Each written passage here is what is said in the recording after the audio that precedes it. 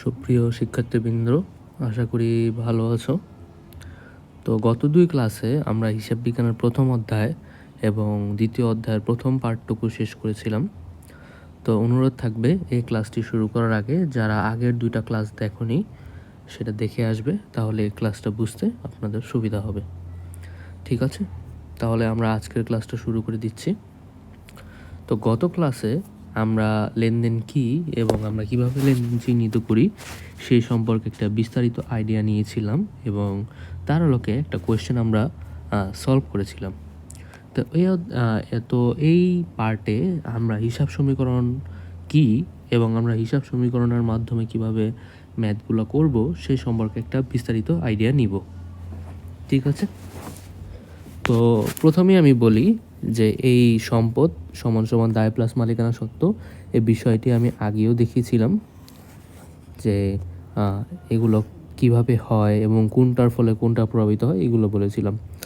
তো আরেকবার বলছি, এদিকে সম্পদ দায় ও মালিকানা সত্ত্বে পরিবর্তন আনয়নকারী ঘটনা লেনদেন হিসাবে গণ্য হয়, অর্থাৎ এই হিসাব সমীকরণ যদি কোনোভাবে প্রভাবিত হয় সেটাই আমার লেনদেন হবে।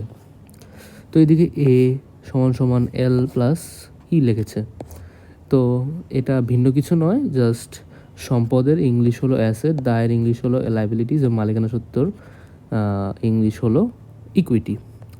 তো এদিকে বিস্তারিত দেওয়া আছে যে সম্পদ বলতে কী বোঝায়, অর্থাৎ সম্পদ বলতে এরকম কিছুকেই বোঝায় যেটা দিয়ে আমরা ভবিষ্যতে বেনিফিট অথবা সুবিধা পাবো, যেমন আসবাবপত্র, দালান কোঠা, কলকবজা, এগুলো দিয়েও কিন্তু আমরা আজকেও সুবিধা পাচ্ছি, ভবিষ্যতেও সুবিধা পাবো। আর দায় হচ্ছে আমার সম্পদের উপর তৃতীয় পক্ষের যে দাবি সেটাই আমাকে দায় হিসাবে লিপিবদ্ধ করা হয়। যেমন আমরা সম্পদ থেকে যদি মালিকানা সত্ত্ব বাদ দিই, যা থাকবে তাই আমাদের কি দায়। আর মালিকানা সত্ত্ব কি, আমরা ঠিক অপরভাবে বলতে পারি যে সম্পদ থেকে কোনো তৃতীয় পক্ষের দাবি বাদ দেওয়ার পর যা থাকে তাই কি আমাদের মালিকানা সত্ত্ব। অর্থাৎ ব্যবসার মোট সম্পদ হতে তৃতীয় পক্ষের দাবি বাদ দিলে যা অবশিষ্ট থাকে তাই হচ্ছে মালিকানা সত্ত্ব। এত কঠিনভাবে বোঝার দরকার নেই, জাস্ট আপনারা সমীকরণটা মনে রাখবেন, এল ও ই। এখন এদিক থেকে যদি আমরা এল বাদ দিই তাহলে কি থাকবে, ও ই, অর্থাৎ ওনার্স ইকুইটি, অর্থাৎ ইকুইটি থাকবে। ঠিক আছে, সেমভাবে আমরা যদি বলি ও মাইনাস ওই লায়াবিলিটি, অর্থাৎ দায় থাকবে। ঠিক আছে, জাস্ট আপনারা এইটুক সমীকরণটা মনে রাখলে আশা করি প্রবলেম হবে না। আচ্ছা, এদিকে আবার বলি যে মালিকানা সত্ত্বকে আবার চারটি উপাদান প্রভাবিত করে। এই চারটি উপাদান রয়েছে বিনিয়োগ, আয়, ব্যয়, উত্তোলন। এটা স্টার মার্ক দিয়ে রাখলাম, আপনারা মুখস্থ করে ফেলবেন, কারণ অনেক সময় কোয়েশ্চেন আসে যে মালিকানা সত্ত্বে প্রভাবিত করার চারটি উপাদান কোনগুলো। তো মালিকের বিনিয়োগ থাকে, আয় থাকে, ব্যয় থাকে, আবার ক্ষতিও থাকে অনেক সময়। তো এই চারটা আমাদের মনে রাখতে হবে, বিনিয়োগ, আয়, ব্যয়, উত্তোলন। ঠিক আছে, আচ্ছা এবার কিছু দিক আমরা হিসাব সমীকরণের বর্ধিত রূপটা দেখব। আচ্ছা, আমরা সবাই এতক্ষণে বুঝতে পেরেছি যে হিসাব সমীকরণের রূপটা কীরকম হয়, এ সমান সমান এল প্লাস ই। আচ্ছা, ইকে আমরা কিন্তু আরও বর্ধিত করতে পারি, যে আমরা আগে পড়লাম না যে এই মালিকানা সত্ত্বকে প্রভাবিত করে চারটা উপাদান। তো এই চারটা উপাদান কিন্তু আমরা করতে পারি, এই মালিকানা সত্ত্বকে ভাগ করতে পারি। যেমন এই ইকে আমরা লিখতে পারি মূলধন অর্থাৎ ক্যাপিটাল, রেভিনিউ অর্থাৎ আয়, আর কি হবে, আর কি ব্যয় তো মাইনাস যায় এক্সপেন্স, আর উত্তোলনও কি মাইনাস যায় অর্থাৎ ড্রয়িংস। ঠিক আছে, তাহলে আমরা হিসাব সমীকরণের বর্ধিত রূপটা কীভাবে লিখতে পারি, এল প্লাস সি প্লাস আর মাইনাস এক্সপেন্স মাইনাস ড্রয়িংস। ঠিক আছে, তো দেখেন এদিকেও সেমভাবে লিখেছে, অর্থাৎ সম্পদ সমান সমান দায় প্লাস মূলধন মাইনাস আয় মাইনাস খরচ মাইনাস উত্তোলন। এই পুরোটুক পার্টটাকে কি বলা হয়, মালিকানা সত্ত্ব। ঠিক আছে, আমরা কিন্তু বাড়তি কোনো কিছু বলি নেই, জাস্ট ওই মালিকানা সত্ত্বর যে চারটা উপাদানকে ভাগ করা যায় ওগুলোই বলেছি। এদিকে মূলধন ও বিনিয়োগ একই জিনিস। ঠিক আছে, আচ্ছা দেখুন এদিকে কিছু আমাদের আর কোনো ঘটনা লেনদেন হতে হলে তা হিসাব সমীকরণ উৎপাদনগুলোকে নিম্নলিখিত যে কোনো একটি পরিবর্তন সাধন করবে। এদিকে 5টা ঘটনার একটা টাইপ দেওয়া হয়েছে, কিন্তু আপনার মনে রাখা লাগবে না এটা। আপনি যদি লেনদেন বুঝেন, হিসাব সমীকরণ বুঝেন, তাহলে আপনি এমনি এটা পারবেন। ঠিক আছে, তো আমরা সরাসরি উদাহরণে চলে যাচ্ছি।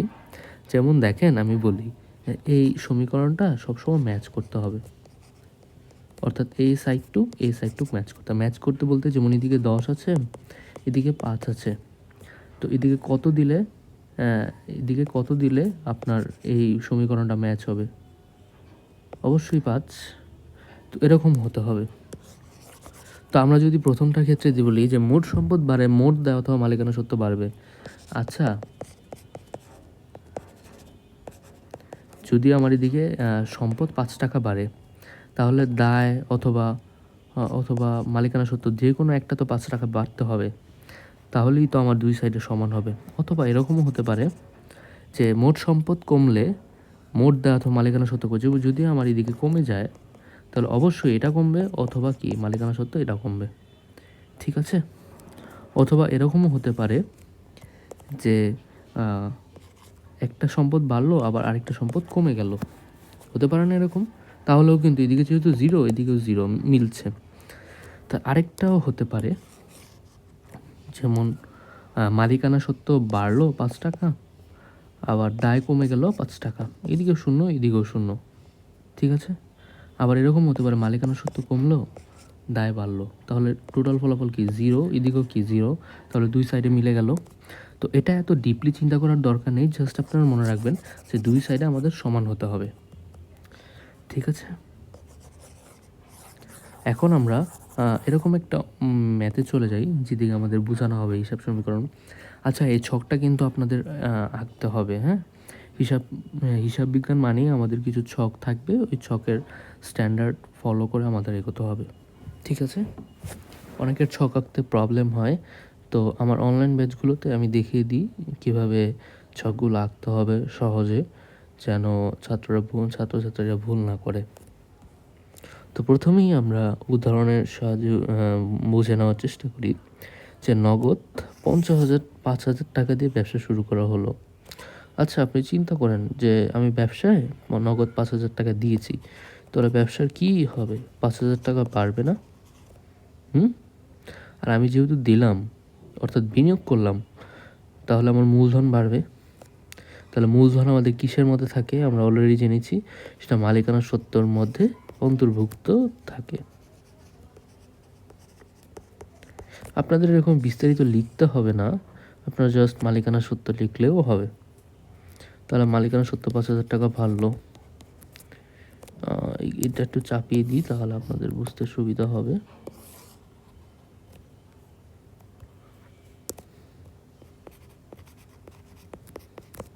আর দায় কত? দায় কোনো কিছু নেই, তার মানে 0। তাহলে দুই সাইড সমান আছে? সমান আছে। আচ্ছা, ধারে আমি 5,000 টাকার যন্ত্রপাতি ক্রয় করলাম, অর্থাৎ আমি কিন্তু নগদে ক্রয় করিনি, তাহলে কি আমার নগদ কোনো কমবে? অবশ্যই না। তার মানে কি আমার দায় বাড়বে, যেহেতু আমি ধারে ক্রয় করেছি, তো আমার অবশ্যই কি আমার দায় বাড়বে। আর কি ক্রয় করেছি? যন্ত্রপাতি। আচ্ছা, যন্ত্রপাতি থেকে আমরা একদিন সুবিধা পাই নাকি বহু বছর ধরে সুবিধা পাই? অবশ্যই আমরা অনেক বছর ধরে সুবিধা পাই। তাহলে আমাদের এদিকে সম্পদের দিকে যন্ত্রপাতি নামে আরেকটা কলাম হবে, এবং আমরা 5,000 টাকা লিখব। আচ্ছা, আমি এটা একটু ক্লিয়ার করে লিখি, তাহলে আপনাদের বুঝতে সুবিধা হবে।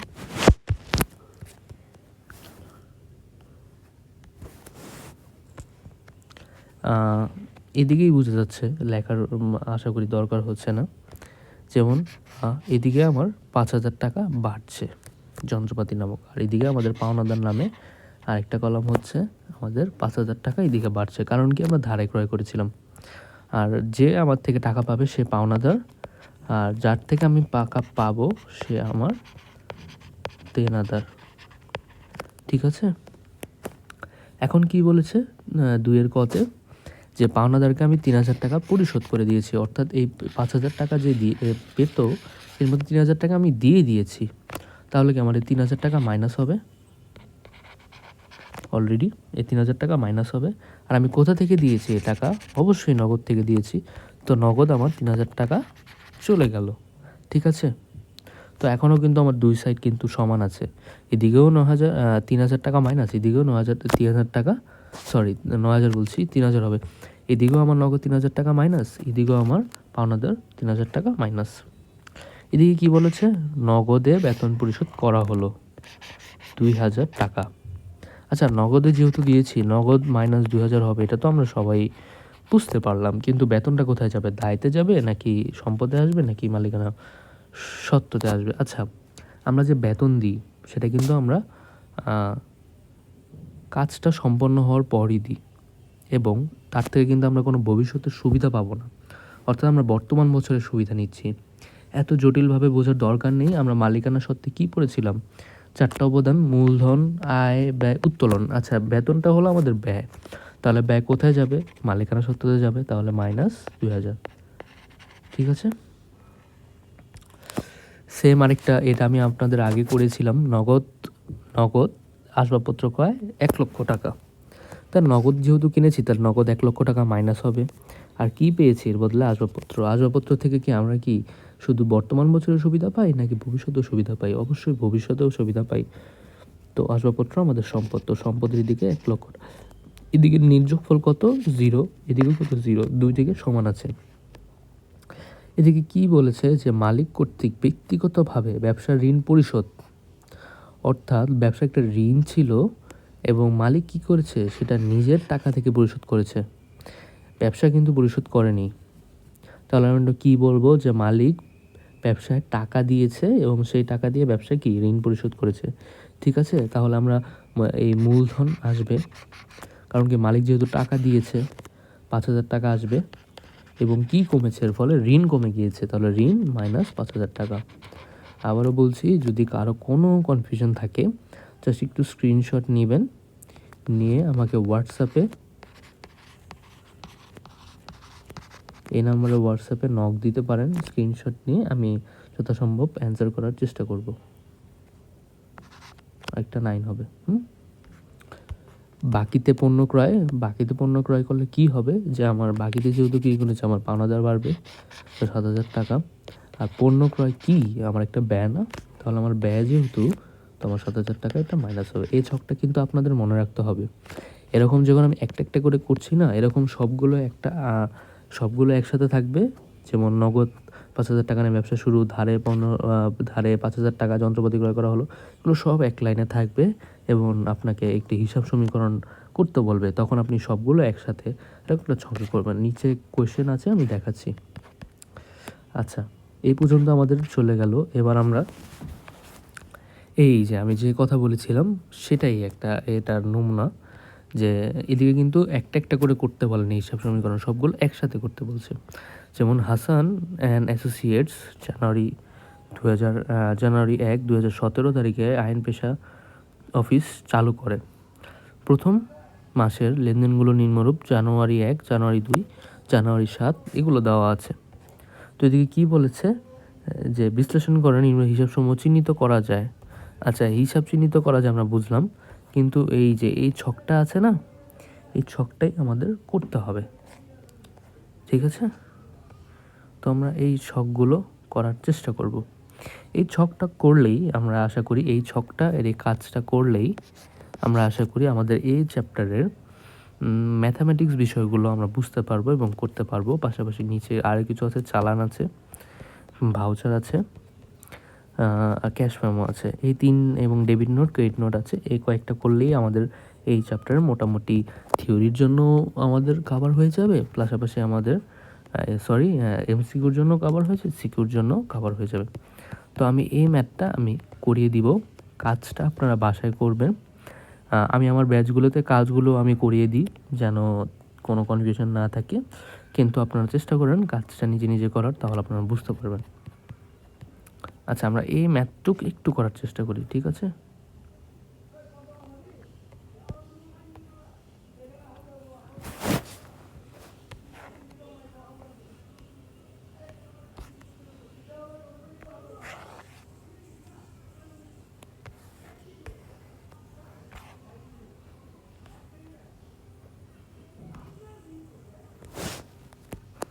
বুঝতে পারছেন কি না আমাকে একটু বলিন, তাহলে ভালো হয়। আচ্ছা, আমরা একটা ছক করে ফেলি প্রথমে।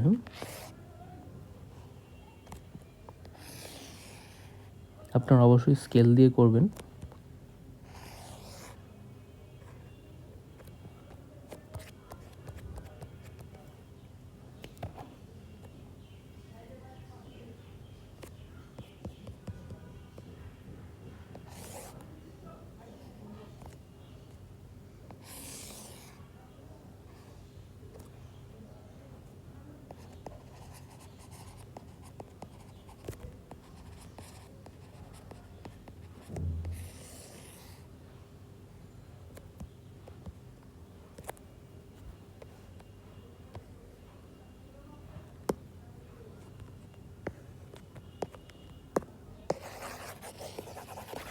ছকটা আরেকবার করে একটু বড় করতে হবে।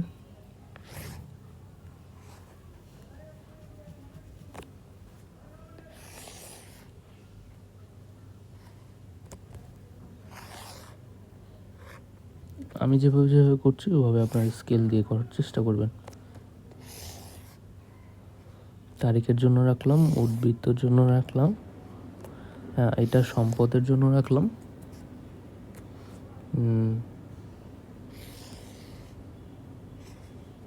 এটা দায়, এটা মালিকানা সত্ত্ব। ঠিক আছে,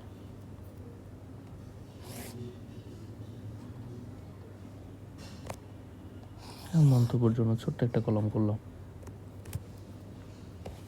তো এবার আমরা লিখি তারিখ, উদ্বৃত্ত, সম্পদ,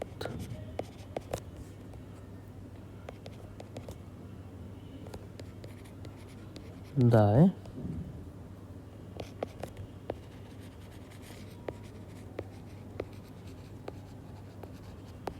মালিকানা সত্ত্ব, মন্তব্য।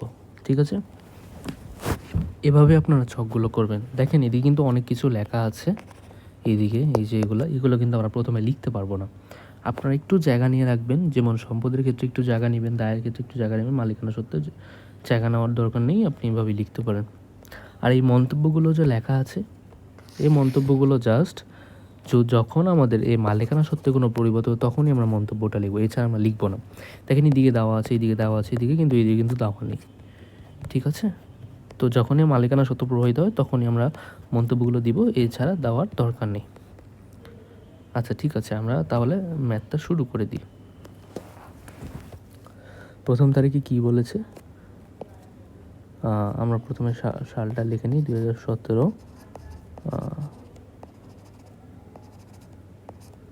জানু 1।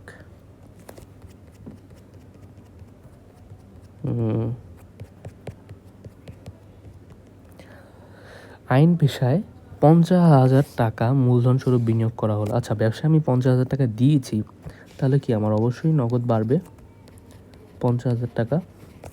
আর কি বাড়বে, মূলধন বাড়বে। আপনারা লিখবেন এদিকে মূলধন আনয়ন। ঠিক আছে, এদিকে দেখেন এটাই লিখেছে মূলধন আনয়ন। ঠিক আছে, আনয়ন অর্থাৎ মূলধন এনেছি ব্যবসায়। এই পর্যন্ত ক্লিয়ার?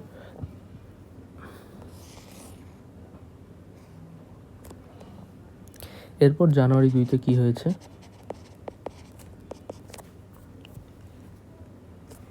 আমরা জানুয়ারি মাসের অফিস ভাড়া পরিশোধ করলাম কত, 3,000 টাকা। আচ্ছা, এদিকে কি এভাবে করেছে নাকি অন্যভাবে করেছে? আচ্ছা, এদিকে অন্যভাবে করেছে। তো আমরা এই হিসাবটা শেষ হলো,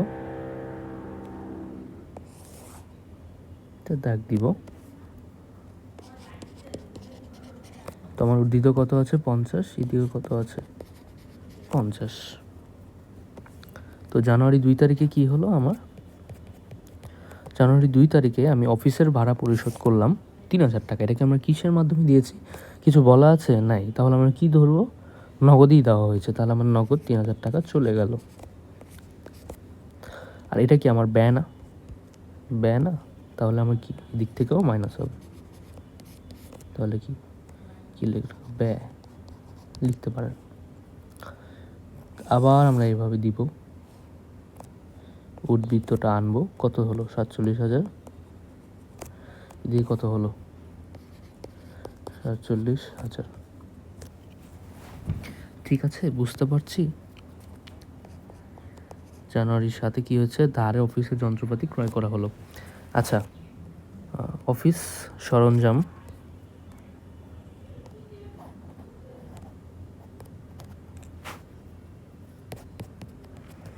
যন্ত্রপাতি কিনে নিয়ে আসছি, তাহলে আমার কি যন্ত্রপাতি নামে সম্পদটা বেড়েছে। কত বেড়েছে? 15,000 টাকা।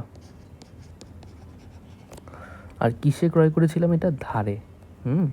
মাথায় রাখবেন সবসময়, ধারে ক্রয় করলে কি হয়? পাওনাদার হয়। একটু চাপিয়ে লিখছি যেন আরেকটা যদি লিখতে হয় তাহলে এদিকে লিখতে পারি। এদিকে কিন্তু আমরা এখন মন্তব্য লিখবো না, কারণ মালিকানা সত্ত্বে কোনো পরিবর্তন হয়েছে না। অর্জিত 47,000, 15,000, 15,000, এদিকে কত? 47,000। এগুলো দিয়ে নিন, সমান সমানগুলো প্লাস 10 তারিখে কি হলো? মক্কেলদের নগদে আইনি সেবা দেওয়া হলো, অর্থাৎ আপনি নগদে আইনি সেবা দিয়েছেন, তাহলে কি আপনি নগদ টাকা পেলেন 6,000 টাকা। এটা কি আপনার আয় না? আমরা আয় কোথায় পড়েছিলাম, যে মূলধন আয় মাইনাস ব্যয় মাইনাস উত্তোলন, তাহলে আয়টা আমার কোথায় যাবে? এদিকে যাবে। আর লিখে রাখবো আয়। ঠিক আছে, মনে রাখবেন যে মন্তব্য যখন যখন আমরা মালিকানা সত্ত্বে পরিবর্তন হচ্ছে তখনই জাস্ট আমরা মন্তব্যগুলো লিখছি। এখন এটা উদ্ধৃত করেন, কত হয়? 53,000, 15,000। সেমভাবে এদিকেও 15,000, 53,000। এবার আমরা 15 তারিখে যাই। 15 তারিখে কি বলেছে? অফিসের কর্মচারীকে বেতন পরিশোধ। তো বেতন পরিশোধ করলে কি আমার নগদ থেকে অবশ্যই পরিশোধ করেছি, এবং মালিকানা সত্ত্ব কমে যাবে যেহেতু এটা ব্যয়, লিখে রাখবো ব্যয়। ঠিক আছে, একটু ফাস্ট করছি কারণ এগুলো আগেই বলা হয়েছে জিনিসগুলো। যদি না বোঝেন একটু আগের থেকে ভিডিওটা একটু পজ করে আস্তে ধীরে দেখবেন, তাহলেই হয়ে যাবে। আচ্ছা, 2,000 টাকা চলে গেলে কত? 51,000 টাকা। এটা 15,000 টাকা। 15, 51, এই দুই সাইড কিন্তু মিলবে। যদি না মিলে ধরে নেবেন আপনার অঙ্ক ভুল হয়েছে। ব্যাংক থেকে ঋণ নেওয়া হলো। আচ্ছা, ব্যাংক থেকে যদি আমি ঋণ নিই তাহলে আমার টাকাটা কোথায় যাবে? অবশ্যই আমার নগদে আসবে।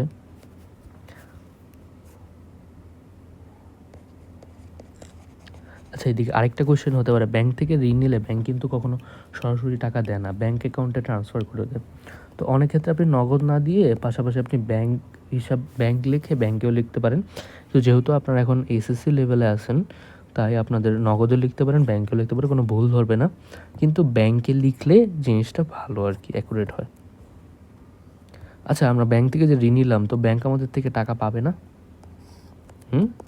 টাকা পাবে মানে কি? সে আমার দায়। তো আমরা লিখে রাখি ব্যাংক ঋণ।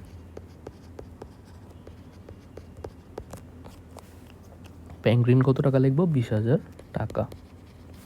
এদিকে কিছু হবে না, তাহলে মন্তব্য কিছু লেখার দরকার নেই। এদিকে কত হবে তাহলে?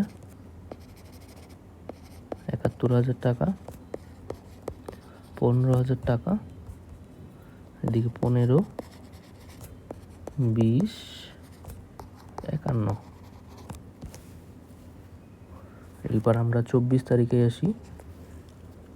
মক্কেলদের ধারে আইনি সেবা দেওয়া হলো, তো ধারে দিয়েছি, তাহলে কিন্তু আমরা নগদে লিখতে পারবো না।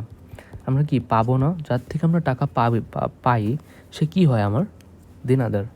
তো আমরা দেনাদার হিসাব লিখি, অথবা প্রাপ্য হিসাব লিখতে পারি। দেনাদার আর প্রাপ্য হিসাব সেম জিনিস। ঠিক আছে, অর্থাৎ আমরা ধারে সেবা দিয়েছি, এখনও টাকা পাইনি, কিন্তু সে প্রতিশ্রুতি দিয়েছে সে টাকা দিবে। তাহলে কি হলো? এদিকে 7,000 টাকা।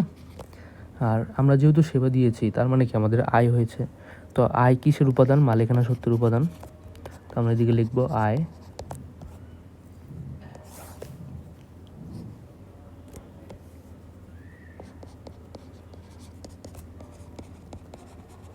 লাস্ট আরেকটা বাকি আছে, এটা করলেই আমাদের এই ম্যাথটা শেষ হয়ে যাবে।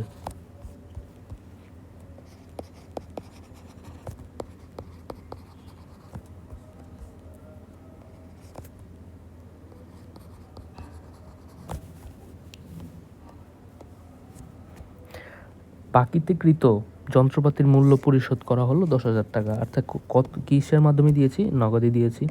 তাহলে আমার 10,000 টাকা চলে গেল। আর আমরা যে এই যন্ত্রপাতি কিনেছিলাম 15,000 টাকা, এই টাকার মধ্যে আমি 10,000 টাকা মূল্য পরিশোধ করেছি। তাহলে কি সে আর 10,000 টাকা পাবে? না, সে আমার থেকে 5,000 টাকা পাবে। তাই 10,000 টাকা মাইনাস করে দিলাম, কত হবে? 5,000 টাকা। ঠিক আছে, এবং উর্জিত করি কত? 61,000 টাকা, 15,000 টাকা, 7,000 টাকা,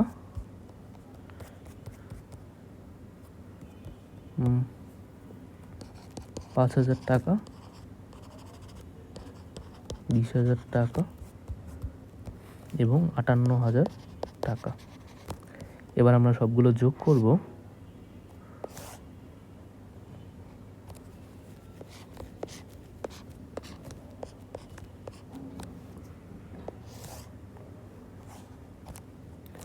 লিখব মোট।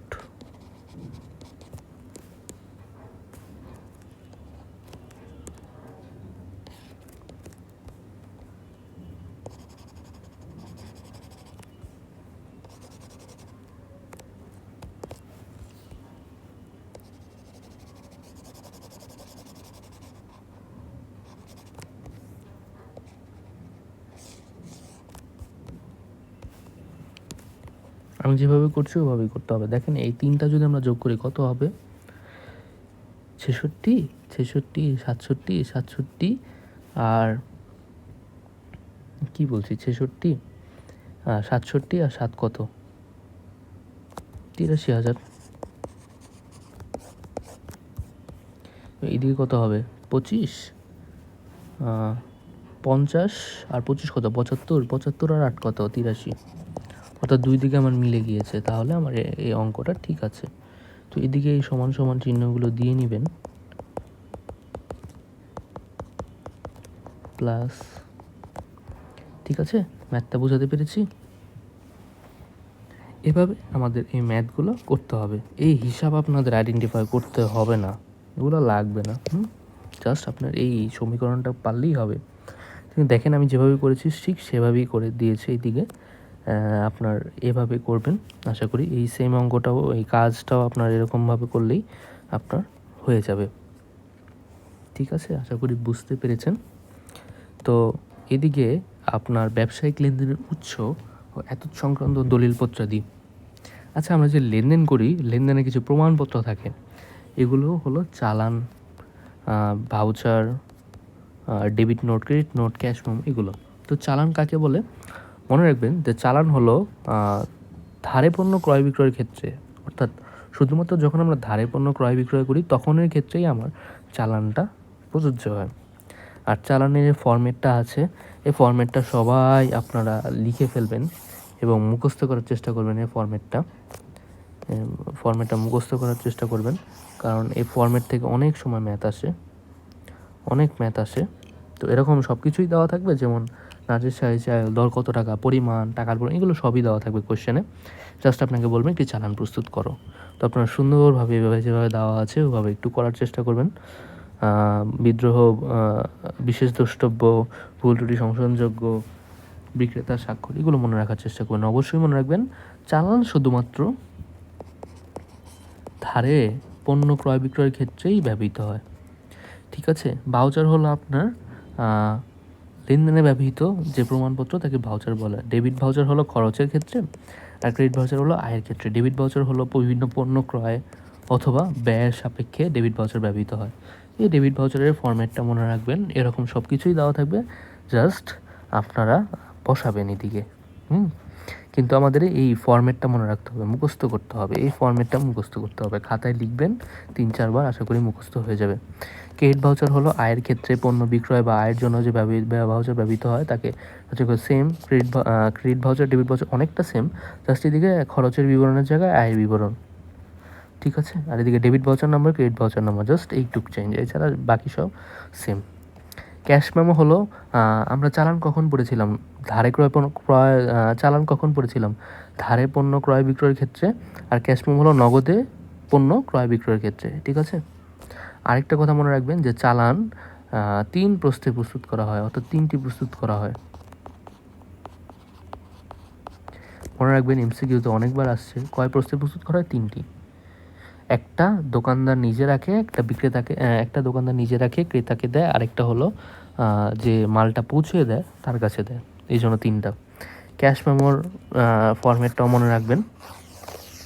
ক্যাশ মেমো এরকম দিয়ে দিবে সব কিছু, জাস্ট বলবে যে আপনারা ক্যাশ মেমো প্রস্তুত করুন, সব কিছু দিবে, যেমন জেল কলম, কারবারি বাট্টা, এগুলো সবই দেওয়া থাকবে।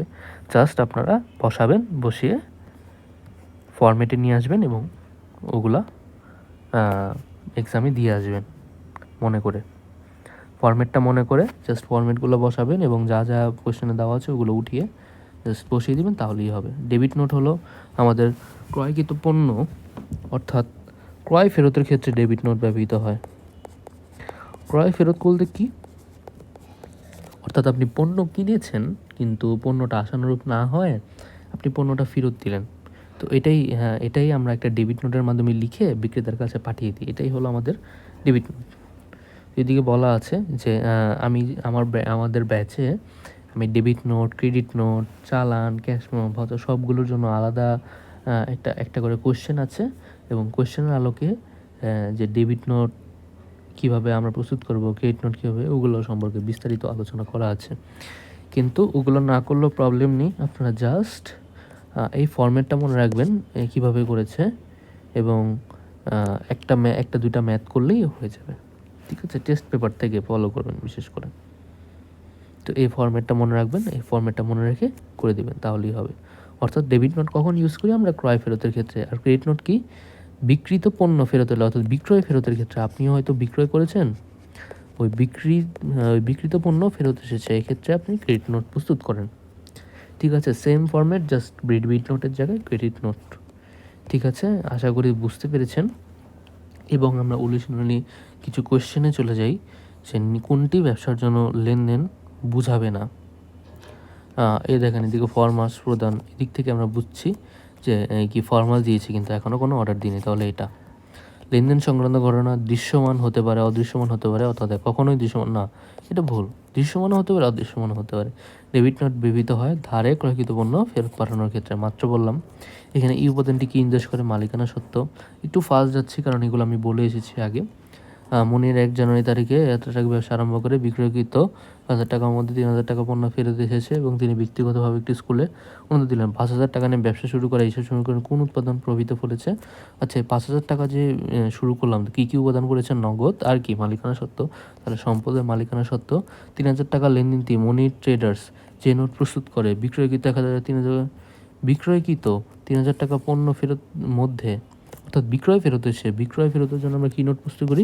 ক্রেডিট নোট প্রস্তুত করি। স্কুলে 2000 টাকা অনুদান দেওয়া ব্যবসার পরিবর্তন হবে। তিনি ব্যক্তিগতভাবে কিন্তু স্কুলের অনুদান দিয়েছে, ব্যবসা থেকে কিন্তু দেয়নি। অর্থাৎ তিনি ব্যক্তিগত জীবনে যাই করুক তার কোনো ব্যবসায় কোনো প্রভাব ফেলবে না, অর্থাৎ ব্যবসায় কোনো প্রভাব পড়বে না।